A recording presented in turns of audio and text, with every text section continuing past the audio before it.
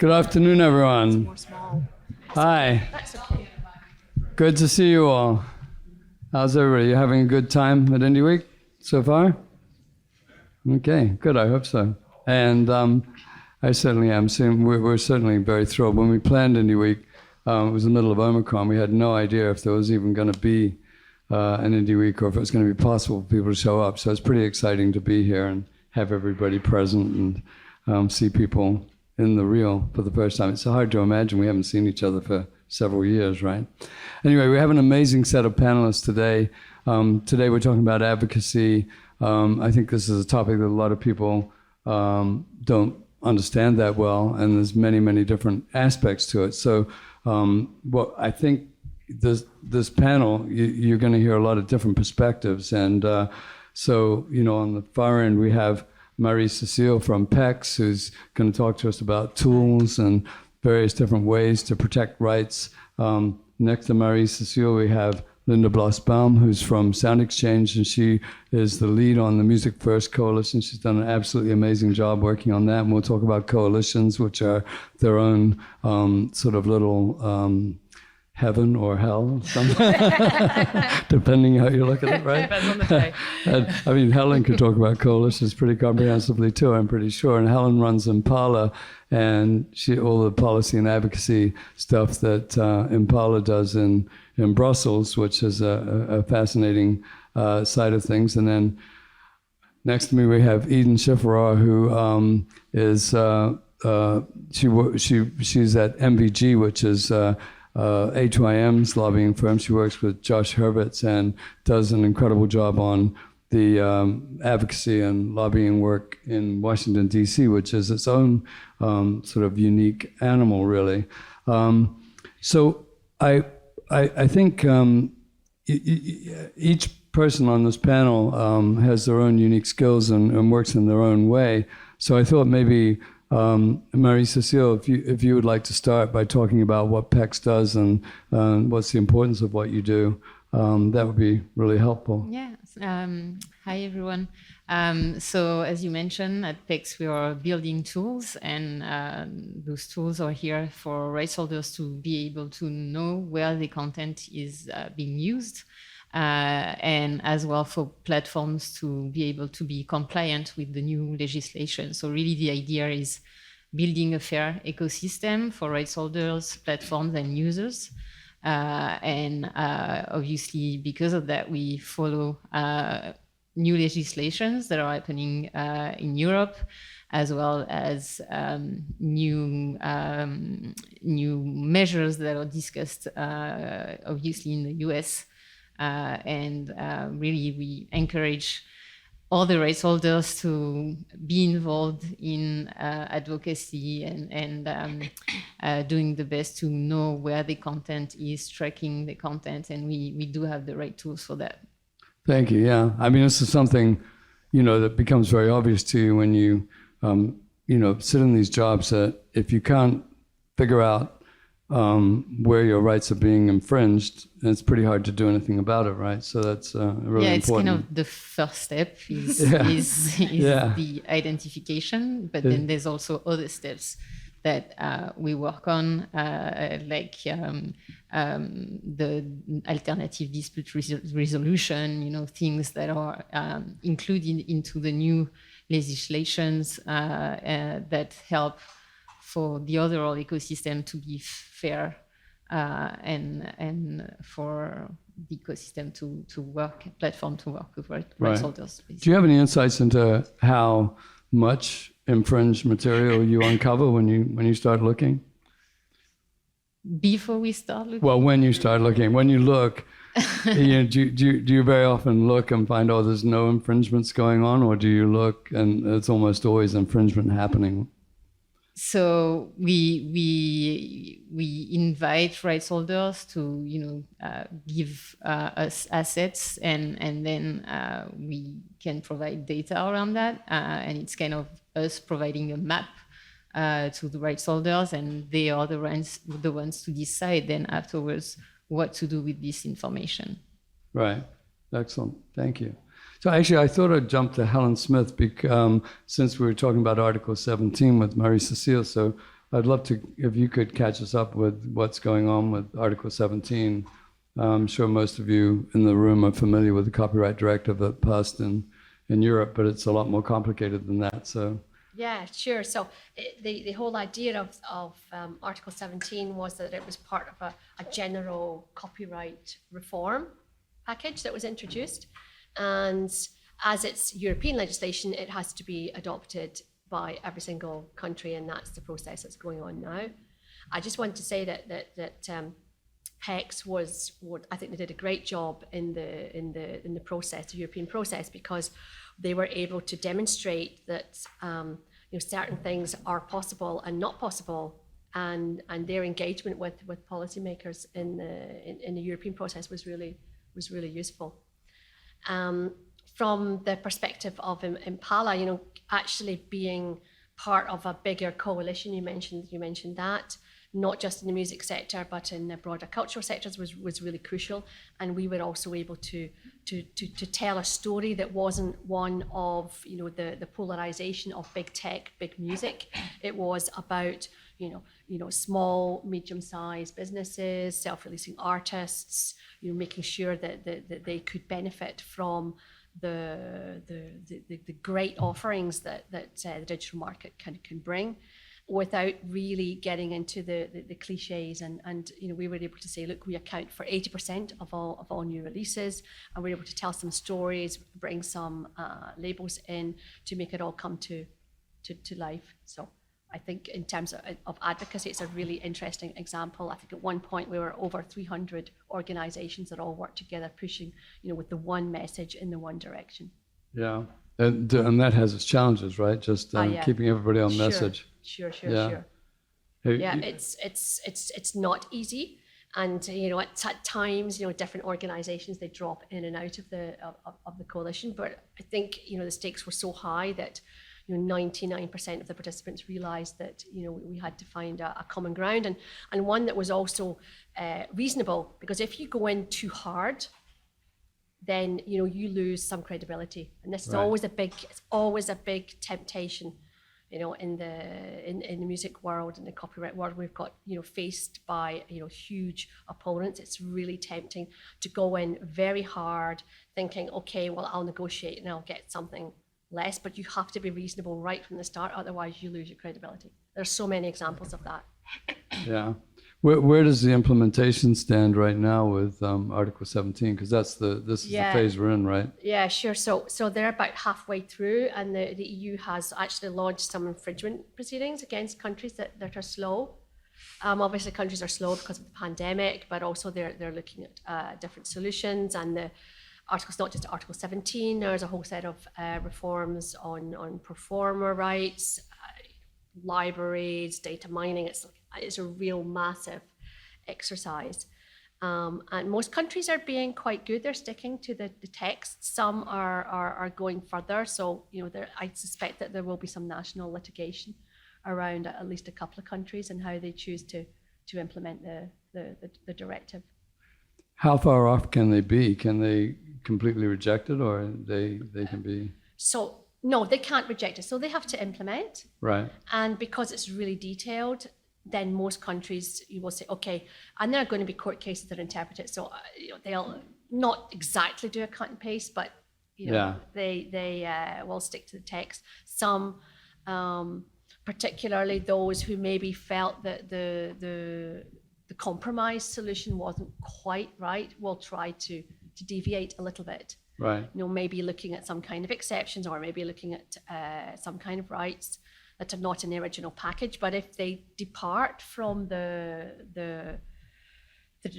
result, then they're not complying with the directive, and that's they can be fined. They can be forced to reintroduce their legislation. And that's all 28 countries. Is it 28 now, or 27? 27, 20.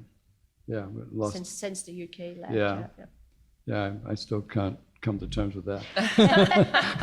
I'm Scottish, so it's hard for me too. But anyway. Yeah, no, I'm Belgian now. No, obviously I grew up in the UK. I was born in the UK, so it breaks my heart that it's not part of the European Union. So, Linda, I thought I'd jump to you because you also do an amazing job managing a coalition that's a serious challenge at times, right? Sometimes, yeah, that depends on the day, obviously. Some days are better than others. But, SoundExchange was kind of born and bred in Washington, D.C. Oftentimes when we're at conferences like this, people will say, why in the world is a music organization based in D.C.? That's not a very interesting music town. Like, why aren't you in New York or D.C., in New York or L.A.? But we were actually established, SoundExchange was established by the DMCA about 20 years ago to form a collective that would collect and distribute royalties for non-interactive radio when it was just kind of coming on board and into the marketplace. So we know a lot about Capitol Hill and how it works, mostly because we were established by Capitol Hill. We were established by a bill that was written and directed the industry to create kind of a great place for compromise, and it's in our DNA at SoundExchange, right, to find ways to compromise to please really the bulk of the sound recording part of the industry. So managing coalitions, managing a lot of diverse opinions is something that we kind of have gotten used to doing over the last 20 years, and it's at the end of the day it helps to be kind of the broad organization that we are. There'll be hearings on Capitol Hill about when the MMA was being considered. They would have long tables like this, actually about twice this long, and our CEO Mike Huppy would be testifying alongside of all these other singular interests that were out there kind of pushing for their one piece of the bill and how it had to kind of land in their lane. And at the end of the hearing, a lot of members of Congress would turn and say, Mr. Huppy, what do you think? What is the umbrella that lies over all of these issues? And that really kind of establishes SoundExchange in a very kind of nice, broad way to be able to establish what the industry thinks, because we've had to come to those consensuses. We can't agree on everything, and if we can't, sometimes we don't take positions. If the whole board doesn't particularly agree or has some polar opposite opinions. But for the most part, we're pretty good at finding the common ground and can speak holistically for the sound recording side of the business.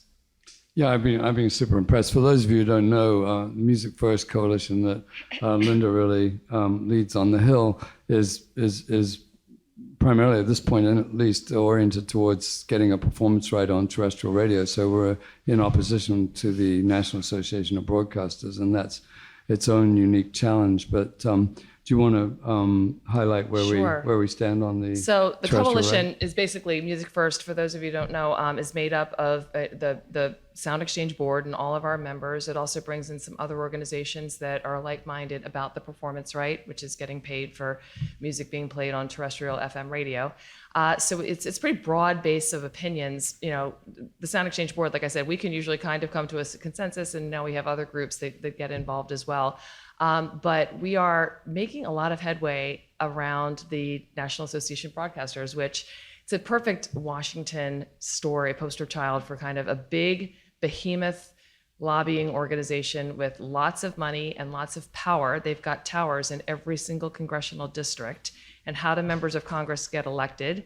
They go home and they run ads on radio. So they've got a very cozy relationship with broadcasters in a lot of cases. So that's been hard for us to overcome. We're always right on the merits. When we say artists and rights owners deserve to get paid when their music is played on the radio, nobody argues with that. They get the concept.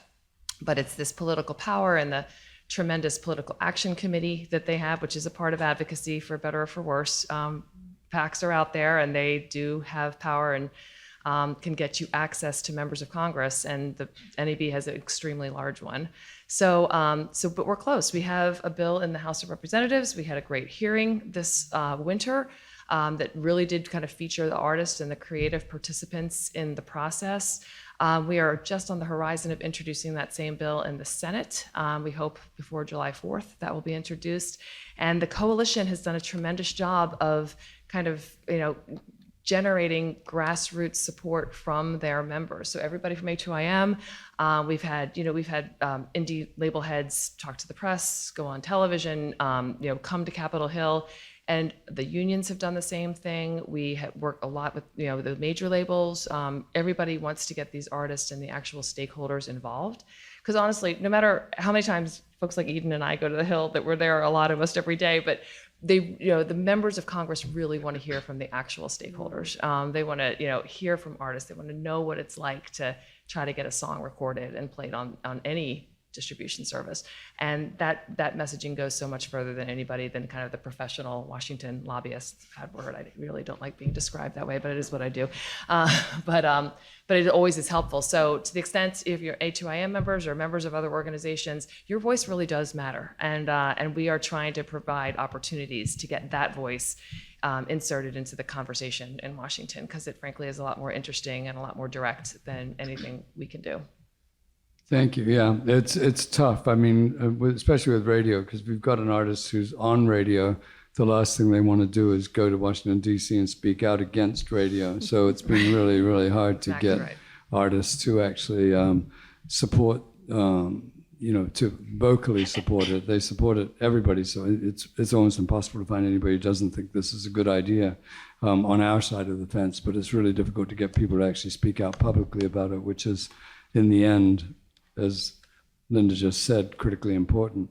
So Eden, you as Linda just said, spend a huge amount of time on the Hill, and you know the challenges. Linda just mentioned PACs, and do you want to talk about the relevance of PACs and how that works? We just started one, so I'm going to announce it tomorrow at the AGM, but I'll give a sneak preview right now. Sure. Thanks, Richard. So, so PACs, are a political action committee, and kudos to you, Richard, and folks at A2M to come together to start one. As Linda mentioned, a lot of people that we are up against have very large and very powerful PACs, and you can't really fight on Capitol Hill if you're not in the room where these fights take place, right? And that's what a political action committee can do, give you that access with a member or stakeholders where you can kind of tell your story, so the member isn't just hearing one side of the story. So we are working on who to give and in our giving strategy, and it's really about finding members who are supportive of our issues, who are willing to fight for our issues, and are champions for them. You guys know at Congress, it's a lot of gridlock, they don't get along, there was an insurrection, all that jazz. And so to be honest, there is still a lot of animosity on a just very personal level between members. But what we have going for us is that they do love and appreciate music. So that's a way where we can build consensus in ways that really no other industry can do that. And now that we have a PAC, we can just go to the next level and just finding more supporters in the things that we care about. Yeah, it's I'm going to talk about this tomorrow as well. That it's one of the sort of dirty truths about lobbying in Washington D.C. Money does matter, and it doesn't get paid directly to the congressperson, but it goes into their campaign funds, and it's just the NAB, for instance, I think their PAC was what gave out 2.5 million, was it, in 2020?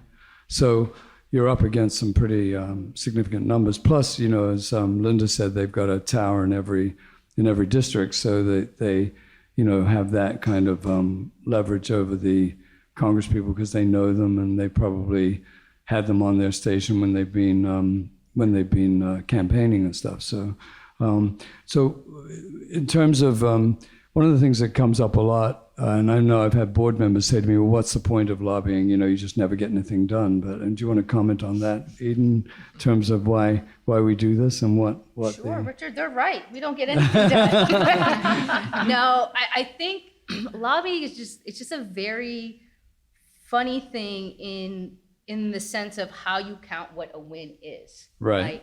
And so when people see that a bill does not get to the president's desk, they think that is a failure. Yeah. And it's not, right? I think the ultimate goal is whatever you're advocating for is to become law, if that is the problem you're trying to fix. But oftentimes it could just be a shift in how a member thinks, right? I think you said it best at one time. It's like adding a brick to a wall, right? Yeah. And so you just try to it's slow work, but it's important work. And it's, you know, a little bit arduous. And you have to keep fighting, because if you don't, someone else will, right? So the way that you see the wins are that you finally got a bill introduced in the way that you want it to be introduced, right? You got this bill to have a hearing. And even if, you know, Congress works in sessions, and even if nothing happens that session, you can go start from that point in the next session, right? As opposed to starting from scratch. So that's just a very big win. And it's just difficult because I definitely understand how people can see how there aren't wins, but there actually are. It's just step by step to get what you need. Well, I think also, and maybe Helen, you can comment on this. I mean, sometimes a win is stopping somebody from doing something really bad to us. Is that something you come across in Brussels? Yeah, that stopping something can also be a win, and also just, you know, building those relationships. That's advocacy is not about going in when there's a disaster or when you want something. It's also about, you know, making sure that you are perceived and understood and appreciated as a valued stakeholder, and you have something interesting to say about something. And if you take music, something other than copyright, for example, because you are engaging, you're contributing, you know, all the stuff we all know, that the statistics about the value of the sector, you know, that in itself is a win when someone refers to it, or when there's a specific policy around how do we boost our cultural industries, because that's where the local jobs are, and that's where our future is, and this is how we cultivate soft power in the world today.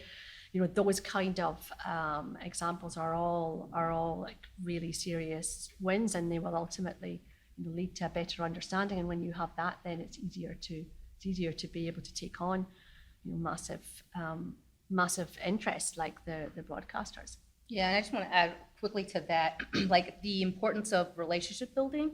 All of what Helen said is so true, and then adding to that, being a trusted resource. So when someone in the legislature or a congressperson hears something, they go to you first to figure out what's going on, and that is something that's just so invaluable. If you can build that relationship where they come to you and like, hey, I heard this copyright, heard this thing in music. You know, what do you think?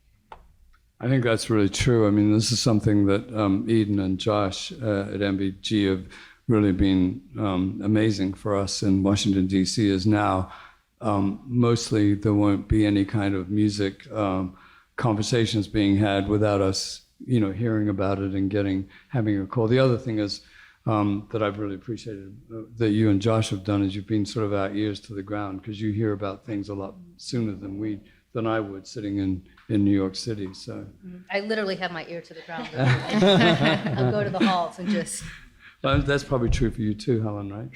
Yes, absolutely. You just hear about stuff. Yeah, it's really important. You know, you get called, and that's what makes you this resource, this extra part of what they have to do in their role as you know, policymakers. Because the other side's always up to something. Right. But you have to keep in mind how busy these policymakers are. I mean, we live in our world and we can talk about music all day, but they're talking about, you know, healthcare and the Ukraine war and gas prices and insurrections. And I mean, they have huge, so when they finally get a moment to focus on our issues, you're right. And they're going to have maybe 2 or 3 phone calls that they have time to make before they move on to the next item. If you're one of those 2 or 3 calls, you can really affect the policy making that's going on. Right. So it's really important to kind of have those close relationships and be that person that policymakers can check in with to make sure that they're thinking the right way. And it's very nuanced too. I mean, sometimes we're reasonably aligned with the major labels. Oftentimes the things that they want are quite similar to the things we want with a nuance.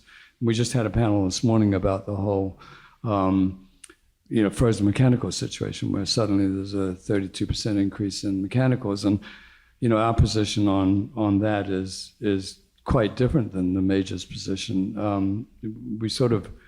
It affects us in a similar way, but not the same way, and so us having a voice on that is critically important. So Marie-Cecile, your PEX is very oriented towards Article 17, right? The implementation. Yeah, it is, and back to what you were saying around like the importance of being part of the debate, and we are doing consultation right now with the U.S. Copyright Office on standard technical measures, for instance. So, I think copyright in itself is a very complex topic, and then when you add the layer of understanding the tech, that's where we come in and potentially can help find solutions for the different actors in the ecosystem. Yeah, I mean, you've had representatives on the oh my gosh, my brain. Heather, help me out. What are the standard technical measures?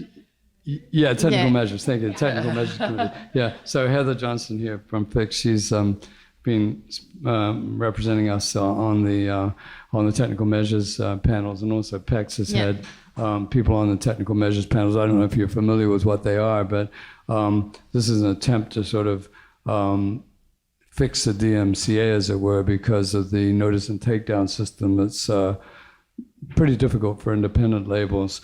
So the technical measures panels are really about creating a system whereby it's not impossible to enforce your rights, whereas with the DMCA as it stands right now, it's pretty difficult. They've sort of implemented it in such a way that, technically you can actually enforce your rights, but in practice it's almost impossible, as many of you know.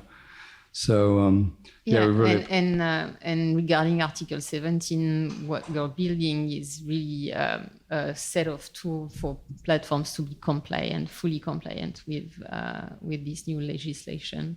And we actually starting to work with platforms.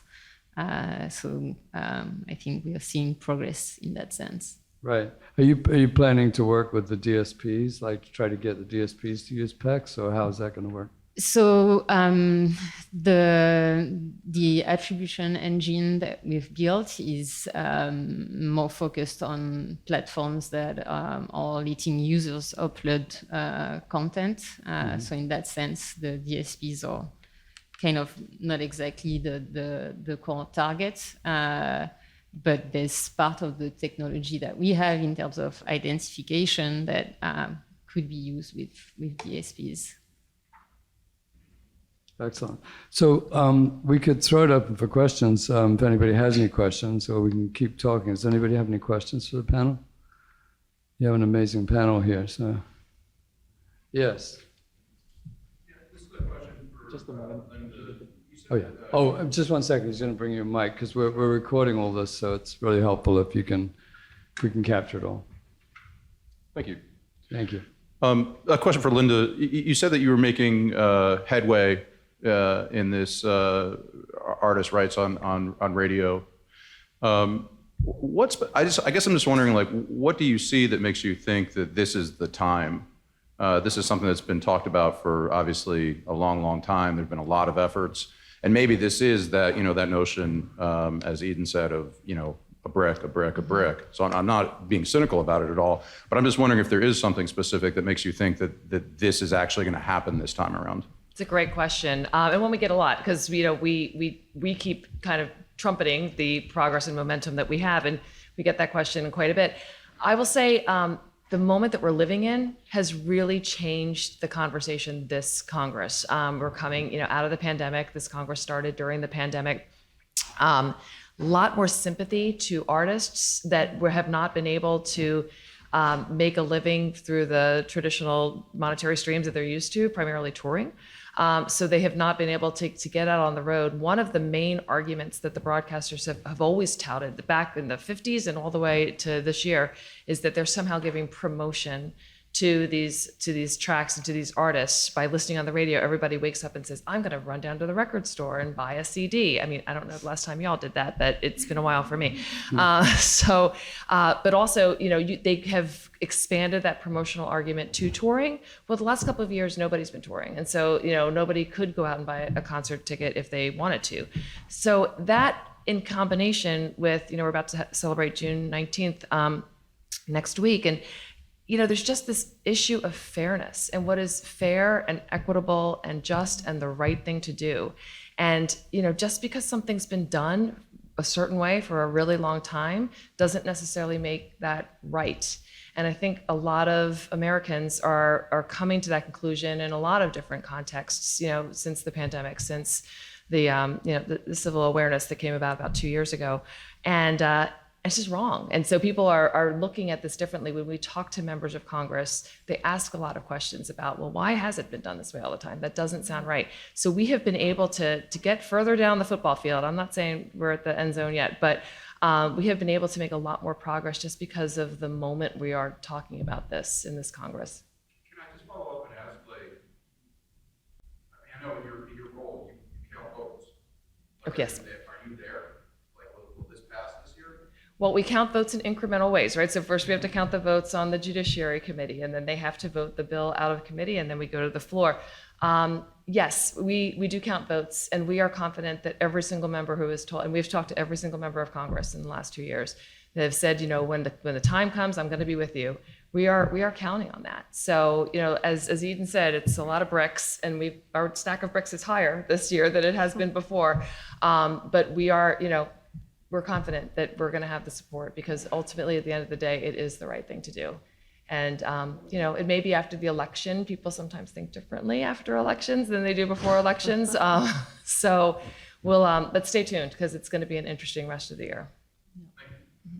It's never a slam dunk, but I will say this is an amazing coalition, and Linda's done an amazing job of keeping everybody in line, but we have a lot of disparate interests together, but everybody's really, there was a thing that happened the other week, which I won't say anything specific about, but we saw one of the members of the coalition take a position that we know was kind of somewhat contrary to their best interest, but because they understand that we need to actually stick together, and that's part of being a coalition, is sometimes you have to take positions that aren't necessarily in your best interest, but they're in the best overall interest of the coalition. So. Makes us stronger. Yep. And there is also the other aspect that the USA is so isolated on this. The only other country that doesn't have any rights like this is crazy. Is Iran. And surely that has to speak to your average Congress person. You would think, but do you want I to think be with Iran, or do you want to be with the rest of the world? it's Iran and North Korea. It's not great company, but look, I've been here a long time. I'm a U.S. citizen. I love this country, but it's a fairly insular country. People don't, because it's such a big, powerful economy and such a big, powerful country. People don't tend to look to other countries. Whereas, growing up, I grew up in New Zealand for a period of time, and you tend to look at the rest of the world there because, you're a little tiny little atoll on the bottom of the world. Not exactly an atoll, but you're small. Yeah, and but so, you can also say, what other aspects of the North Korea and Iran regimes do you want to have in the States? yeah, well, I think we ran close to that at one point, too didn't close. we? I better not get into that. Any other questions? No, you have an amazing panel here, so fire away. I find in everything I do, this is one of the least well understood issues. So Yes. here's my question. I guess this would be for Helen first. So, obviously advocacy is more of a carrot, and maybe litigation is more of a stick. So can you speak to the SNAP, Suiza suit? Do we feel like things like this help the advocacy, or does this get people to the table quicker between rights holders and platforms? Certainly, this is an Article 17 issue, but kind of what's your take on is this going to help kind of move some of these member states to put these things in sooner? Kind of what's your take on that? Should I take that one? Yeah. Yeah. We're still trying to understand what exactly is going on with that. I think in most sectors you need to have a mix of litigation and advocacy. I think it's interesting the choice of Germany as the jurisdiction, particularly how they applied the directive, and they didn't get some great results there before in terms of copyright legislation. So I think we need to see how that goes. But clearly, I mean, you've got advocacy, you've got litigation, you've got commercial negotiations, and ultimately, the goal of all of those is to find the most efficient way of achieving, the maximization of revenue for those in the value chain and for artists, because that's the end goal. And litigation is essential. Yeah. It is essential. So, Marie-Cecile, you and I were talking about this morning. Is there something you want to add to that? No, I think we're all curious to see how it's gonna go down, but it's like a testimony to the fact that Article 17 is here and that rights holders are ready to leverage it. Yeah. And I agree with Helen, and I think your characterization of the carrot and the stick is right. We really have to use the full range of tools that are available to us. It's something that A2IM has not done previously. We've never litigated, but I think it may be in our future. So, any other questions? Anything anybody wants to add from the panel? Anything we haven't talked about that you would like to talk about? Oh, I think we got another question. Oh, we have a question? Good, excellent. Oh, yeah, please, yeah. It's a question for Helen. It's a follow-up on a great conversation, a great presentation from yesterday about climate change in the music business. It was one of the best presentations I've seen on this topic. Will? That's right, from Will. And in that presentation, he shared some details about a tool that Impala created that seems absolutely fantastic in helping artists pin down, and labels, I should say, companies pin down their carbon footprint. But he noted that it was only for Impala members. And I'm just wondering if there's any discussion or timeline or thought on that being sort of one of these things. How like the New York Times, for example, will let non-subscribers read articles about COVID because it's important and people need to have that information. Is there some thought on making that tool public so that more people might use it? Yeah, well, I think the idea is that it will roll out. And we're doing this is the first iteration of it, and it's going to be available. And we got a small grant from the EU to do some training and testing of it in different countries to see, what works, what doesn't work, etc. And the idea is that we will be able to roll it out. It's a question of looking at the onboarding and how much Julius Bicycle is the organisation that actually built it. So it's the first bespoke carbon calculator for the music sector. And it's interesting that you mentioned that in an advocacy context, because we also felt that as independents, we wanted to lead in across all of our areas of responsibility, and we've had so much interest in this calculator project, also in some diversity work that we did. We also released the first diversity study of the independent sector a couple of weeks ago, and this work is really crucial in order to build and create and to portray the image of a responsible stakeholder. And that's how I think that ultimately we get results, and decision makers know that. But the answer to your question about the availability of the calculator is something that we're looking at, and we hope to make it available probably on a territory by territory basis. And we're talking to WIN about that tomorrow. No, this afternoon is the WIN board meeting. Yeah. To see how we can do an arrangement with licensing and whatnot so that it can roll out. But it's available now, free to all Impala members across Europe. So the idea is that individual users won't have to pay to access it. It was actually put together by a group of volunteers who really crowdfunded it from the Impala community last summer, and then the build was done within just 2 or 3 months. So it's a really great project. Yeah, you've done an amazing job with that. Thank you. We're really grateful for that, and we're involved too. And then obviously we have WIN that's involved. So I think you're going to see a lot more activity in that area, which we think is critically important as well. If we don't have a planet, probably royalties won't matter that much, will they? Yeah. Also, it's just really important from a question of a standards perspective, which sounds really boring, but we all need to be applying the same principles when we account for our carbon, because at what point does your responsibility start and end? Right. It's really important that we all have the same view on that. I think So that's using right. the same tool and applying the same principles, obviously there are various factors that you have to integrate according to energy costs and other local costs, etc. But No the question. principle of collaboration, I think, is Yeah, and I mean, is that, really key. that's So, a form of advocacy as well, right? totally, absolutely, yeah. It's critically important. So we're out of time, and unless anybody has a very quick question, I think we should wrap it up. And I want to thank Marie-Cecile and Linda and Helen and Eden. Thank you so much, and thank you for everything that you do for our community. Rich.